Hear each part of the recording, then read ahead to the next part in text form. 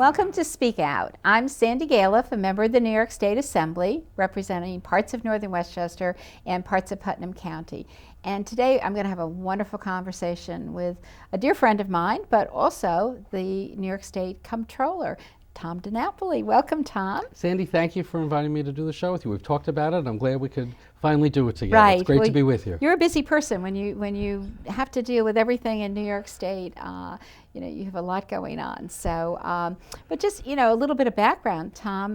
When I first met you, you were a member of the New York State Assembly, right. And for a long time, the chair of the Environmental Committee, which was very important. And you've been comptroller since 2007. But prior to that, I noticed that you started out on a school board when you were 17? Well, 18. I had to be legal, 18, right? That's right, 18, right. Yeah. How did you ever get up the nerve to do that? You had to run for office? I had to run for office. It was in that era of the early 70s when there was a big push to lower the voting age from 21 to 18. And actually, the year I turned 18 was the first year that 18 to 21-year-olds were allowed to vote. And some of us took those civic lessons a little seriously, and we decided not only do we want to vote and be registered to vote, but right. we wanted to influence the school policy at the local level. And I was staying home, going to Hofstra University out on Long Island, and I ended up with my name on the petition. We got 25 signatures, is all you needed at the time. I don't know what they require now. Ended up on the ballot, and it was a little controversial. There weren't too many, you can imagine me with long hair and jeans, and you can't imagine me with hair even at this point, right? But I did it the old-fashioned way. We knocked on a lot of doors and said, I'm a student, but I was graduating that year, and I had some ideas about how I thought the school system could be improved, talked about more student and parent involvement, and across the state there were about 25, 26, 18 to 21-year-olds were running that year, and I had the privilege to be the only one that actually got elected. So I was the first 18-year-old. Right. So I always say I'm kind of like Jackie Robinson, the first one. There have since been other 18-year-olds, not too many. I wish there were more. But I think part of my optimism about government and about if you really have something to say and you want to be involved and you want people to support new ideas, sometimes it's not as difficult as we think that it is. As I think back, certainly as I'm older now, I say, wow, I was a high school student and they were willing to have trust in me that I could do the job. So I had that wonderful experience. My first vote ever was for myself, and it worked out.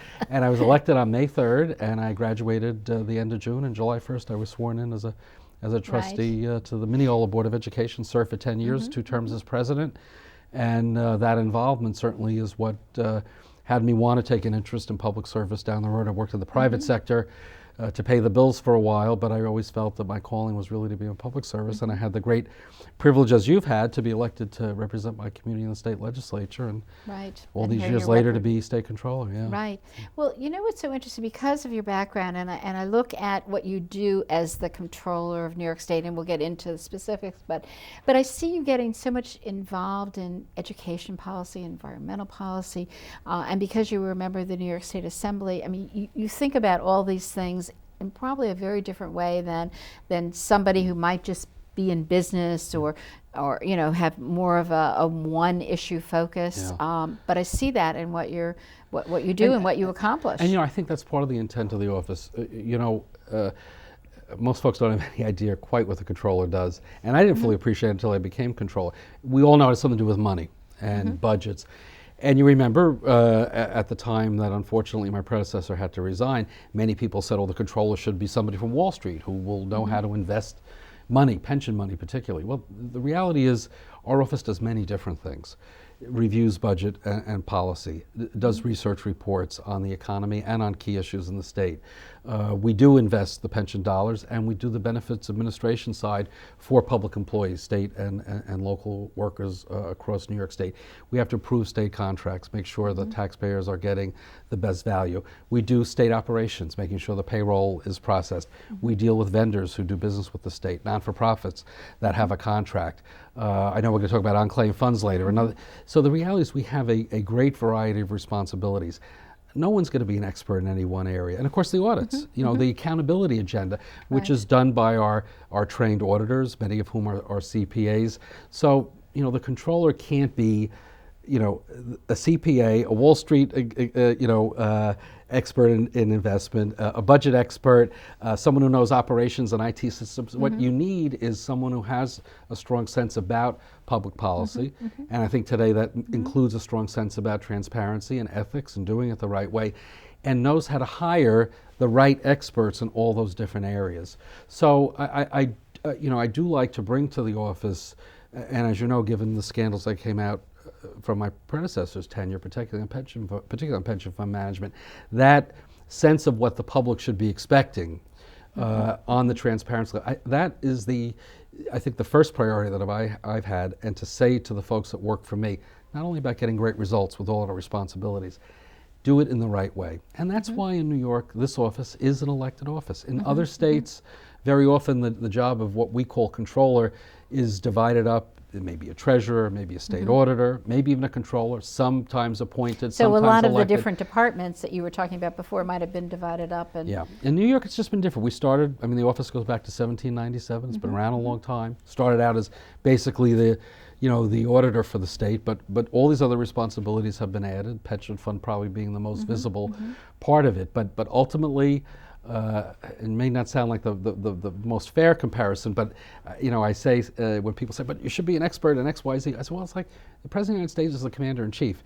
He's not required to have been a general or to have even been a soldier, but you want someone who has the smarts to put the right people in place, the subject matter experts, but you want the person who's going to have the broader vision about how the office interconnects with what the legislature is trying to do, what the governor is trying to do, and ultimately to be an independent voice. I'm separately elected. It means I have to look at things in a way that's less involved with the day-to-day political battles like you have to do as a legislator, but it's meant to be a less partisan office, the office that takes a longer-term view. I don't make the decisions on where to spend the money. That's your job, working with your colleagues and with the governor.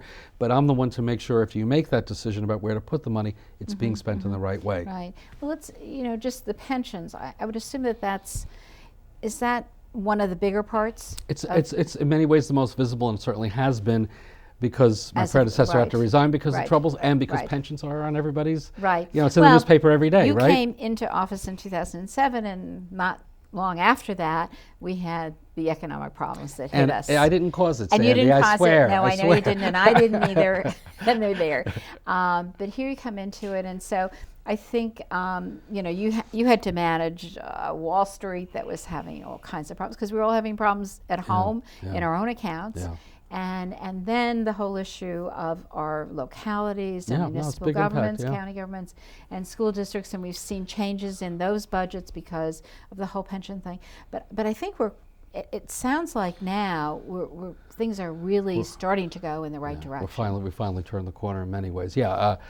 The irony was, when some people criticized when I first became controller that it should have been an expert from Wall Street. All the experts were wrong, it turned out. That's because right. everything, so I felt very relieved that all the smart people were wrong too, because we had such an unprecedented meltdown that, as you say, affected everyone. That year of 08 and 09, we lost 26% value of the fund. It was an historic loss because of what happened to the markets. So that was no different than what people were experiencing. Absolutely. If they had a portfolio at home, it was maybe 30%. Yeah. The difference is that we have a very professional team that manages the money. We have outside advisors that we retain and work with. We have advisory committees. So we, without too much major shift in our focus in terms of our asset allocation, we have confidence that as long as the markets came back to some level of stability, it would all come together for us again. And we've had positive returns, but this year we really were able to announce a very significant positive return. We value the fund on March 31st. That's the end of our fiscal year. So we were able to announce a 10.38% positive return. The key thing, Sandy, though, is that our value now is at $160.4 billion. At our peak before the meltdown, we were at $1.4 billion. We went down as low as 108.5. Right. So we lost a lot, and Right. now we've not only gained it back, but we've an increase. exceeded what our high Right. point was. And we've been paying out benefits. Last year we paid out $9 billion in benefits. So when you consider what we've been paying out, and we're still at a historic high, that should make everybody feel better. First of all, retirees should feel better because they've been concerned about what's been going Absolutely. on. Absolutely. And they read about other states that have cash flow problems with their pensions. But ultimately, all taxpayers and all citizens of the state should feel better about it because when you have a strong, well-funded pension plan, it helps the overall fiscal condition of the state. Illinois, as an example, they're notorious for being the worst when it comes to funded status. They have the greatest unfunded liabilities of their pension plan. The state went out to do a borrowing, as states often have to do to finance projects.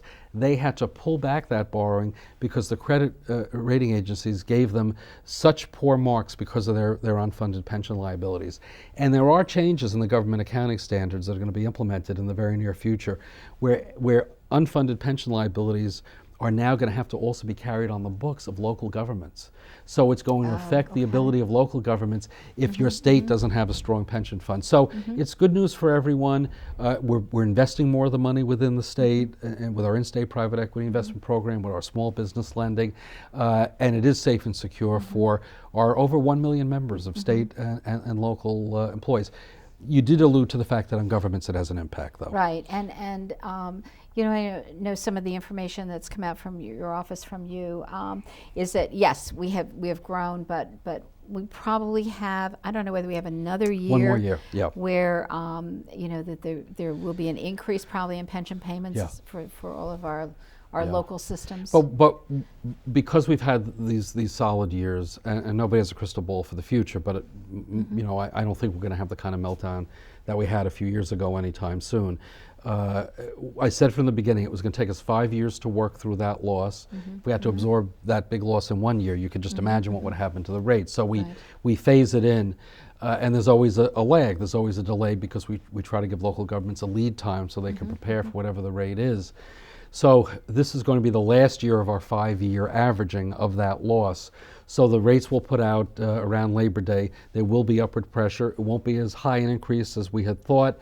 But the good news is we will, I'm confident, not only see stability, but we'll begin to see a decline in the rates. Not going to drop, you know, it's not going to drop immediately, but you'll start to see, just as we've had the peak, now we're going to start to move towards the valley. And when you look at the historic trends of the pension fund, been around over 90 years, there's always been the ups and the downs. So the good news for your local officials who've been very concerned about the pension issue is that from the investment return perspective, which has a significant impact on rates, we're just about out of the woods.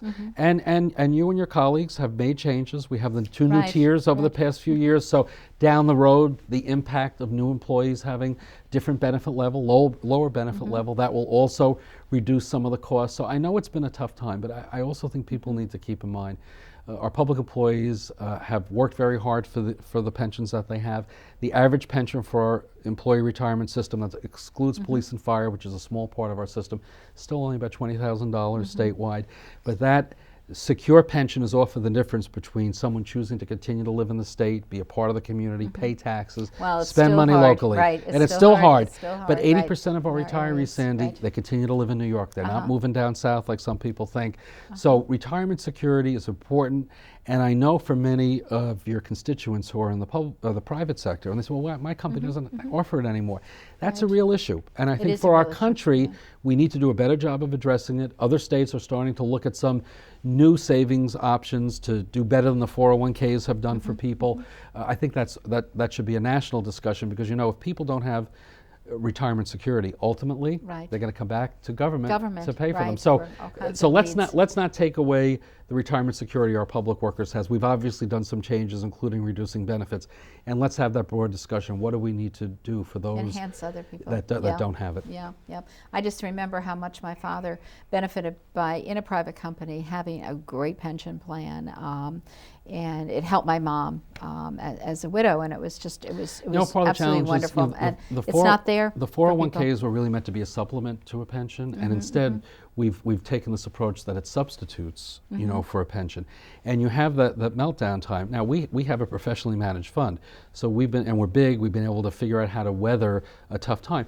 I'm sure you know many people in your own district who are about to retire in 08, 09. The 401k got wiped out. They're still trying to figure out how to make the money back. And some people will never be able to make it all back because it's depending on where you are in lifespan and where you are, you know, in terms of when you want to retire, how long you think you're going to live. That affects your investment choices and frankly limits the ability for many people to manage a portfolio to anywhere near the kind of success that we can as a large institutional investor. So that old three-legged stool that you mentioned, it wasn't such a bad idea. And it's unfortunate that not enough people have that anymore. We need to have that discussion. But all right, let's talk about a discussion that might get a little bit of money back to the people who live here in New York State, the unclaimed funds. Yes. I'm always amazed when I hear all this money is sitting in the state, in your office or wherever. Not in your office per se, but that's what people think sometimes. I have a lockbox, a treasure chest with this unclaimed funds, and I went on a number of years ago because I was hearing about. I guess I was talking with you and others about this unclaimed funds. So I go up on my computer and look up the comptroller's office and the unclaimed funds button, and put my name in, put all my family members in, and my name popped up. My name popped up a couple of times. And my husband's name popped up. And so I was like, okay, what's this about? And, you know, I look at it and I'm trying to figure out what they all were and everything. But I did get some money back. Not a lot. But at least I'm off your list now at the moment. But I know that I have to keep up with it because I could be back on the list again. Something could fall through the cracks. But there are people in my district that actually have a lot of money sitting there. We know of somebody came into our office, and by the time they work through all of your department, they have more than $30,000 coming That's real back money, to them. yeah. And we know like 3 people in the Austin area. And I know you have you put together, there's a chart that shows how much money in my district is up there in Albany or wherever it is. In your district alone, we found it's $19.5 million that goodness. New York owes your constituents. Wow. And statewide, the number is $12 billion. Now, it's important to point out that not all that money is sitting, you know, in a locked box. Right. The money is being put to use, but under the law, we are responsible. If everybody tomorrow came in for their money, we have to pay that money back. But that's probably not going to happen. The unclaimed funds are accounts that go back as early as the 1940s. So you know, some of those clearly will never be claimed. But what it is, there are different ways. Either a bank account, or it could be a stock account. It could be a check that wasn't cashed. It might be a utility deposit you had from years ago. It could be an insurance check that wasn't cashed. Under the law, there are certain periods where if the check isn't cashed or the account is dormant, no activity, it's declared abandoned property, and it's turned over to the state as unclaimed funds. And we have to maintain those accounts, and the institution has to try to find you, advertise before it's turned over. But once we have it, we then become the custodian. And what we're trying to do is step up the outreach and the information so people know that they, as you did, and it's easy now because you can do it online. Put your name in, family name in, business, church, synagogue, not-for-profit organization, union, whatever the affiliation is. And if your name or someone who you know is in there, if it's a relatively simple matter of where you could quickly prove your connection to the account, you can actually apply online. And our friends here in the studio are going to put the website up for everyone to see. And periodically people should go in and check it out. We also have an 800 number for people to call. We're doing community events. As you know, we've been doing a number of events in Westchester and in your district where we have actually the computer terminals there, and we encourage people to come. And we've been doing that through the libraries and in other ways. It's easy for you to be separated from your money. And what I always like to remind people, this is your money, and we want to return it to you. You may get a call or a letter from a business saying, we hear you have money with the state controller. People do that, the yes. 15% of the money will get it returned to you. There's no fee, there's no charge for this. People don't really have to. They don't have to use any of their money. And most of the recoveries will be $50 to $100. But there are some that are in the hundreds of the thousands, or as you said, you've had constituents with $30,000. Our largest individual account that's not been claimed, $1.7 million. So it's not quite the lottery, but you know, in tough times, every found dollar is a benefit, and that's why we're trying to step up the visibility. I'm glad you're asking me about this, and people should be willing to take the couple of seconds to check our system now and then. We make it very easy. if your money is there, we want to get it back to you as quick as we can. What's interesting, Tom, you can by zip code print out the names of the people that are in the zip code and so, because I know, we had, some discussions like in Austin, that's how we found out about them. We had the names in the zip code, and we were trying to figure out if we knew any of these people. And we actually, one person came to us within the year, but the other two didn't, and we just saw them on the list. One, we knew their parents, and the other, we knew was a professional person, and he just moved out of town. So somebody else knew where he'd moved. So I think, but that's why people need to really go and that's why I appreciate your help, because working together we can do a better job of identifying people. And you raise an important point. Very often it's because someone has moved and they haven't updated the records with where they have different accounts. And that's how they get separated from the money. And after Superstorm Sandy, we did a particular outreach in those areas hit hardest by the storm to try to get that money back, because we know how important it's been to people rebuilding. But every time we return money, there's always more money coming in. It's not a static amount of money. So if anything, even though we've been increasing the amount of money we've been returning, because there have also been changes in law in terms of dormancy periods being shortened, we actually have more money coming in. So thank you for helping us get the word out there. If people remember nothing else from your show, and there's a lot of good information, but unclaimed funds, go to the Comptroller's website. It's being flashed on the screen. See if you're in there. And even if it's a family member who may be deceased, we may need more documentation than if it's an inheritance situation. But we have a lot of money we want to return to Sandy Galef's constituents and to New Yorkers all across the state. Yeah, it's really great. Another thing that I know your office does, which you had in your list, is this issue of audits. And you kind of audit us in the state legislature by looking at our books or auditing whether, I guess that's not considered auditing. You have to sign off on whether we have a balanced budget, we right? We try to respect separation of powers too somewhat. But actually, under the law, people think we actually certify the budget, but we don't. We have to certify that you have acted on the appropriation bills that you've been presented with to provide for government. The only part of the law that requires us to certify is that you got the work done so the paychecks aren't held up. But we actually don't certify the budget balance. Many people think that we do. Okay. I don't think I think maybe there's one state where, I think it's only one state where the treasurer or the controller actually certifies budget balance. But again, the controller's job is to audit and look. But you're the ones who are responsible for making sure it's balanced. Right. But we take a look at it. But probably at the time you certified it could be balanced, but in about 2 weeks it could be non-balanced. And that's why you always have to look at the spending. We put out a monthly cash report, which looks at the revenues and the spending of the state. And you remember a few years ago we had real problems, and the state was cutting back local aid and grants in the middle of the year, or slowing down payments to vendors and businesses. It was our reports that were explaining why we were getting dangerously low in the cash that we had on hand. So the Division of Budget has a role to play in that, Department of Taxation and Finance. But again, that's where our role is the independently elected branch that looks at the numbers. We put out that monthly report to make sure that the state stays on track and does not fall below acceptable levels of what you need to have in the state's checkbook to pay the bills. But you don't need to do that for local governments and schools, but you come in to, what triggers an audit by the Comptroller's office? It's a great question. So we do hundreds of audits every year on state agencies and local governments, towns, cities, villages, school districts, special districts. The trigger can come in different ways. We have field offices all across the state, so our trained auditors in the field, they follow what's going on, and they may, on their own with their research, see an opportunity for an audit. We may get a call or a letter from a taxpayer. We may get a request from an assembly member or a local mayor or a village or a town board member. There are different ways that an audit could be triggered, or just part of our cycle. For instance, with school district, because so much money is spent there and accountability is important. Under my tenure, we do every 5 years, we audit every school district in the state. We were required to do that the first go around with legislation that actually I introduced and you supported after the scandals on Long Island with school money being wasted. Well, we're going to continue to do that once every 5 years. So there are various ways. So if any of your viewers think something's amiss somewhere and they want us to do an audit, contact you to contact me. Call our office directly. We have a hotline.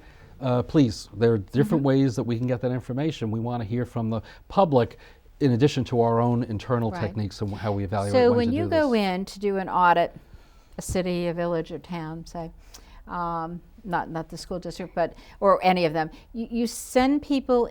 You send people in physically. Yeah. Town X, send them in. Right. They sit down with the business people, whatever, go through. You probably have checklists of things that you're looking for. They ask for a whole bunch of records, exactly. Right. They do a risk assessment, and they may focus on internal controls as an example of something we often do an audit on, because if you don't have appropriate internal controls, it's often how you can get into trouble.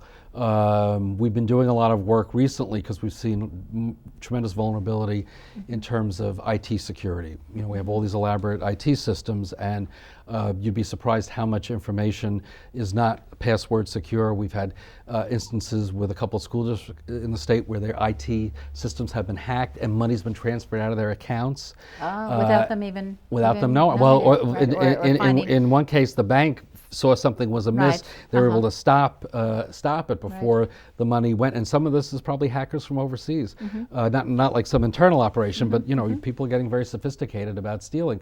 So IT vulnerability might be another area that we would look at. So there are any number of issues we would look at where we might drill down. Or sometimes we start a general audit and we see something.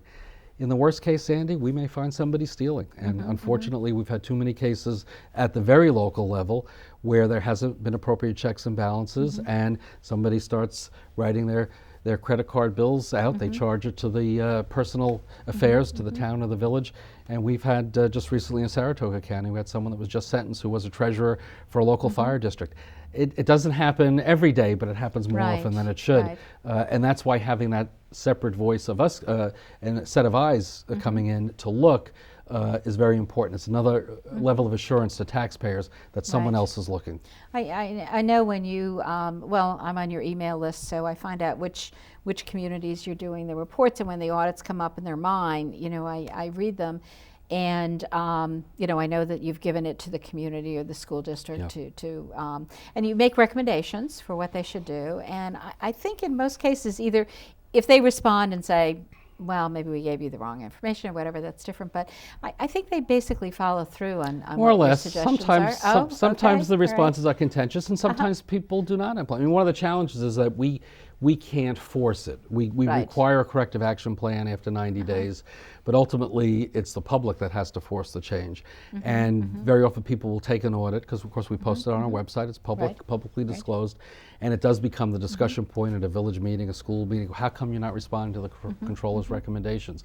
So that's really the power, is one of the credibility of what we're recommending and the willingness of the public to back us up when we make those recommendations. Right. Now we have some communities that are feeling a lot of financial stress. I guess that's happened before too.